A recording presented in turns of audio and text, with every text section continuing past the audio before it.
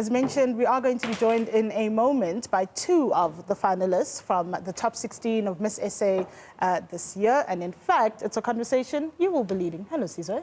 How's it going? Sorry to walk into your shot there, but there's no other way we could have done it. How's it going, ladies? Hello, well and you? We're well, thanks.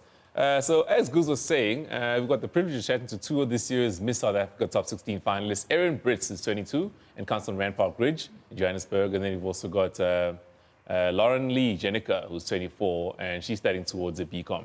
Errin, you're studying towards an LLB, right? Yes, I am. I'm in my first year of my LLB at Brits University. Okay, cool. So tell us about the process so far. Like, how's it been? Has it been daunting? And what are you guys thinking? So we've been at the Mazda for about 2 weeks now, and it's been an amazing experience. I can't even put it into words. It's been daunting, exciting, exhilarating. It's just a once-in-a-lifetime opportunity that I'm so glad that Loren and I and the other girls have got to experience. I think it's more exciting than anything, meeting all these inspiring women from different walks of life, women that have helped us grow to where we are today. We're not the same people that walked into that hotel a few weeks ago.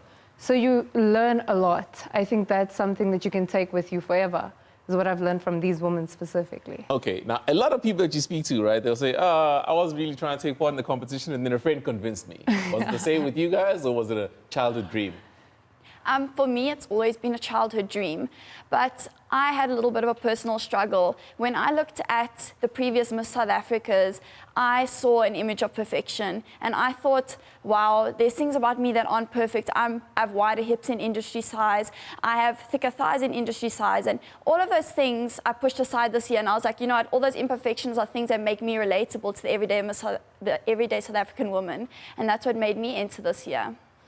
Well, for me, it's a little different. When I was young, I wanted to enter. As I got older, I got more into sports, academics. I was focused on that. I wasn't really focused on the generic pageant. And as Miss South Africa's changed so much over the few years, this year, I just took that leap of faith and I was like, you know what, it's time for me to do this. Because the women that I've looked up to, as Errin said, in Miss South Africa, they've been extraordinary role models in my life. And I've always aspired to be like them or to take some part of what they've become and what they've created. And that's something I've always wanted to do, is create, inspire, and influence other women. So, yes. Okay, and so if somebody was to define, I guess, the role of a Miss South Africa, what is it? I suppose there's no ideal Miss South Africa, but in your eyes and in your head, what is that person? For me, a Miss South Africa is someone who needs to be able to take the hopes and dreams of the nation. And even though she can't represent every single person, she needs to try her very best to fulfill that role and to carry those dreams with purpose and to the best of her ability. And for me, that's what a Miss South Africa should be.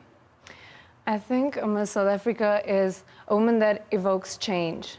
Change in perceptions, change in society specifically. For me, that's something that's always been important. Building our society up. And a Miss South Africa's role should be to do that in every sense of the word, from every side. Ladies, thank you very much for coming through. Wish you all the best. And then, of course, if you got any comments, you want to encourage your ladies, you can tweet us at 405 Mornings using the hashtag BreakingDawn on 405.